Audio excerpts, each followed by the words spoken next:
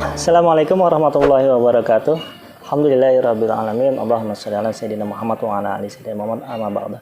Alhamdulillah, puji syukur kehadirat Allah Subhanahu wa taala. Kita ketemu lagi bersama Dr. Ine Martanti. Beliau adalah pengajar akupuntur dan bekam, juga dokter umum, dan juga saya apoteker Ben Basar selaku moderator. Kemarin-kemarin kita sudah banyak bahas ya, Dok, tentang penyakit, dan kali ini kita juga bahas penyakit yang nggak kalah banyak juga nih penderitanya, Dok. Gara-gara ya biasalah seperti kemarin pola hidup ya, Dok. Banyak penyebab kematian. Banyak penyebab kematian juga ini ya, terutama gara komplikasi dan lain-lain ya. Kali ini kita akan mencoba menguraikan ya tentang itu sakit kolesterol ya, Dok. Iya. Baik, sebenarnya bukan penyakit tuh penyakit ya, penyebab. ya sakitnya nanti bisa macam-macam namanya ya, tapi kita akan bahas tentang kolesterol ya. Kolesterol sebenarnya bermanfaat nggak buat tubuh ya, kalau kebanyakan gimana nanti ya. Iya. Jadi, Dok, mungkin bisa langsung dimulai pemaparannya, silakan, Dok. Ya, kolesterol ini sekarang menjadi penyebab ya tersering ya untuk penyakit jantung koroner ya, untuk stroke dan lain-lain. Kolesterol itu sebenarnya sangat berguna buat tubuh. Cuman orang-orang mikirnya apa sih kolesterol kalau tinggi gitu kan? Untuk apa sih kolesterol itu gitu? Banyak tuh pertanyaan kayak gitu. Tapi sebenarnya kolesterol itu adalah lemak sterol ya yang berguna bagi tubuh. Kalau dia tinggi di pembuluh darah, dia bisa mengganggu aliran darah, bisa menjadi penyebab sumbatan-sumbatan untuk kolesterol. Nah, kolesterol itu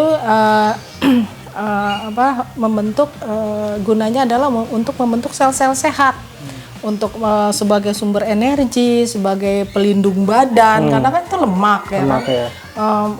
Menjadi produksi sejumlah hormon. Nah, itu sebenarnya paling bagus itu kolesterol. Cuman yang ditakutin adalah kalau kadarnya terlalu tinggi sehingga dia bisa mengganggu pembuluh darah ya. Kemudian kolesterol juga lemak itu dibentuk di hati ya. Didapat biasanya dari makanan kita tuh hari-hari, yang banyak sih banyakan dari hewan ya, daging, susu, sekarang ada dari itu ya, kerang, jeroan ya kan, telur puyuh katanya ya. Nah itu harus hati-hati dengan peningkatan kolesterol yang terlalu tinggi, karena dia nggak bergejala, tiba-tiba aja orang tiba-tiba kolesterolnya tinggi. Nah ini yang dikhawatirkan, orang tiba-tiba kenapa sih tahu-taunya stroke ya kan, takutnya lagi olahraga, tahu-taunya. Hai, ini adalah hobiku, bersepeda. Dengan bersepeda, moodku jadi bagus. Hobiku ini sudah dimulai dari kecil, namun tiba-tiba aku merasakan sakit di pundak, sendi terasa nyeri, tanganku jadi sering kesemutan. Seketika moodku langsung hancur. Bersepeda pada hari itu rasanya sungguh menyiksa. Hari itu benar-benar menjadi hari terburuk bagiku. Sampai suatu ketika, aku bercerita kepada temanku tentang kolesterolku ini.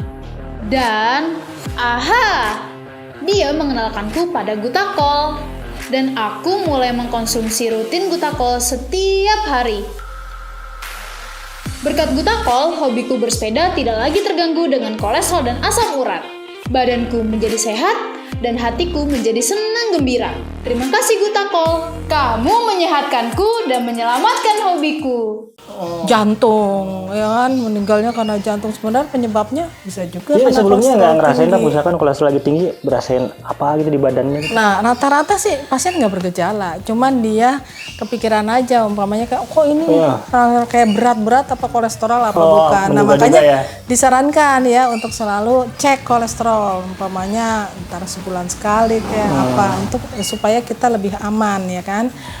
Nah, kolesterol itu sebenarnya lemak, jadi dia tuh nggak larut dalam darah, nggak larut dalam air. Nah, supaya dia bisa larut dan dibawa untuk kebutuhan tubuh, dia harus berikatan sama protein. Nah, protein itu karena dia lemak adalah lipid ditambah protein, jadi istilahnya namanya lipoprotein.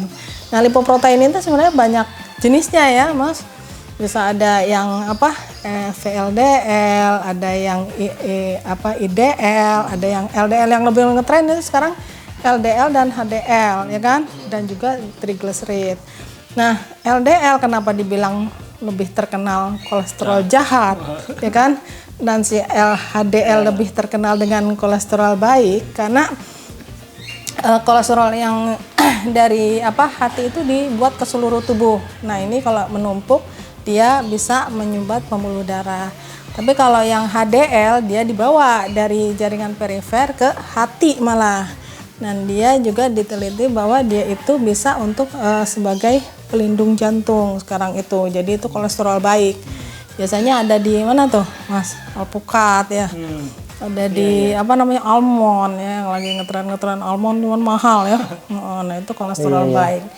Nah karena dia gejalanya nggak tahu, tiba-tiba dia bisa terkomplikasi dengan penyakit jantung koroner. Kalau lagi sekarang ya orang banyak sekali dilakukan jantungnya ring ya, di ring. Pasang ring.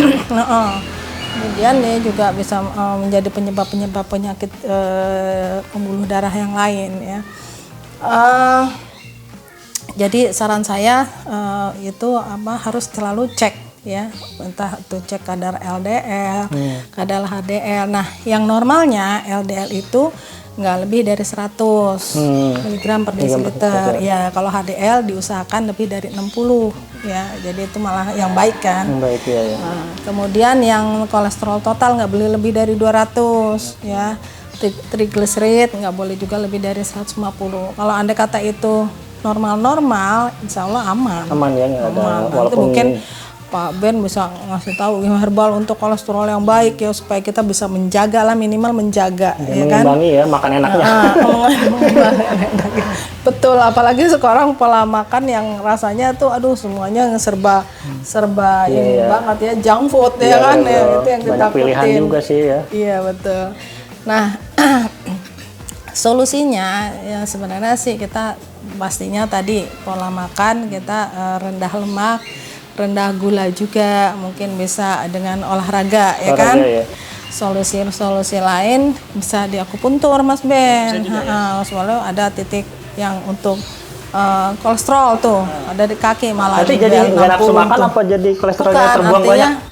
Semoga ya, semoga merangsang kolesterol aktif kali ya tubuh ya, metabolisme semoga ya. kolesterolnya itu membaik gitu. Terus kan ada solusinya itu dengan bekam juga bisa. Insya Allah walaupun sedikit kolesterol itu bisa dikeluarkan melalui bekam. Titiknya di mana itu bekam? Sebenarnya titik sunnah aja juga nggak apa-apa sih. Ya. Tapi juga ada bisa diadain sini yang paling sering berat ya. Itu ya langsung ya. Titik adain dan titik atifain juga bisa. Ya. Nah sekarang gimana nih Pak Ben ini urusan herbalnya ini?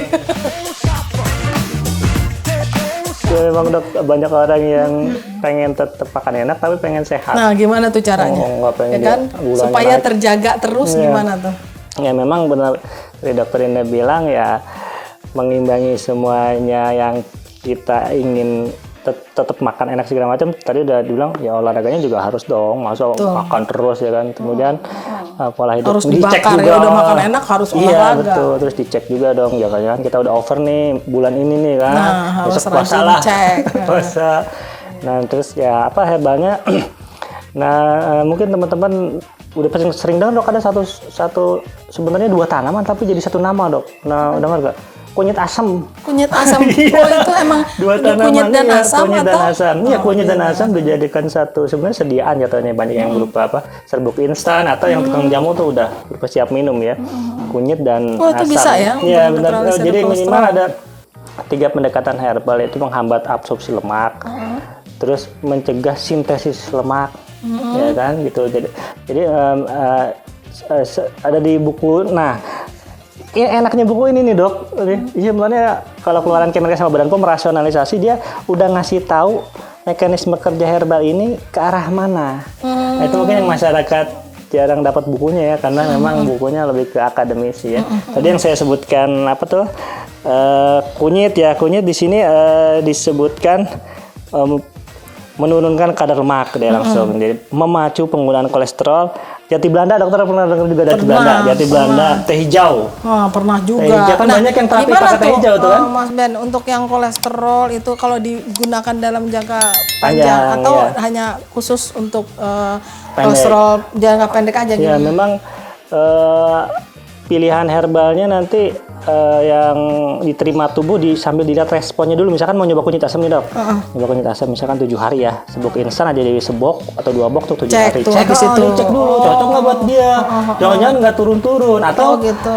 nggak turun tapi dia tetap bisa makan enak jadi impas, ya kan? Nanti sebenarnya cocok sih kunyit asamnya. Atau kalau enggak mau ganti teh hijau, nah memang paling bagus herbal tuh biar tubuh nggak mungkin jenuh atau bosen, memang harus di replace ganti teh hijau, bisa minggu kedua, bisa bulan kedua.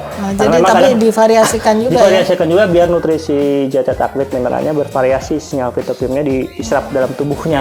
Tapi mineral tadi tuh dok, 3 pertama penghambat absorpsi lemak, pilihannya teh masuk situ.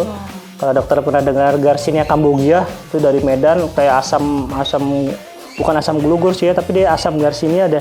Kalau di Medan nyebutnya asam potong. Itu juga ada herbal-herbal yang isinya Garcinia asam sih dok, tapi dia memang di sini menghambat absorpsi lemak, jadi lemak nggak diabsorpsi. Enak banget tuh ya. Enak, kemudian menghambat sintesis lemak, jadi lemak nggak sempat dibentuk. Termasuk bawang putih di sini dok. Oh, bawang putih bagus dok. Putih. Jadi banyak yang minum garlic, apa tuh sop gel yang isi minyak garlic ya, itu menghambat sintesis. Kemudian asam Jawa tadi. Ya agak bawang putih mah terkenal ya. Terkenal, gampang aja di dapur, ya kan. Kemudian yang ketiga, memacu penggunaan kolesterol, jadi menurunkan kadar lemak. Jadi kolesterol yang udah ada dipacu untuk dikatalisis lah ya, nanti turun. Contohnya di sini asam Jawa tadi itu ya, emang kudu beliming wuluh tuh kan asam tuh. Bisa asam, ya? Rosella bagus tuh kesini-sini terkenal dia. Daun salam sambiloto itu bagus. Jadi kalau misalkan mau bikin ramuan sih bisa dicoba di rumah. Kunyit tuh masuk tuh dong. Tadi kan kunyit ya. Hari-hari tuh ya. Nah, kunyit, Rosella. Ini ya bisa kalau Rosella mah, Rosella mah dicemplungin ke air aja langsung itu sering merah. Banyak tuh. Iya, istilahnya pedang konsumsi. Kan infus water ya kalau orang-orang itu kan. Jati Belanda teh hijau. Nah itu sudah dibikin infus, dirutinkan, bisa mulai tunggal atau 4-4-nya langsung.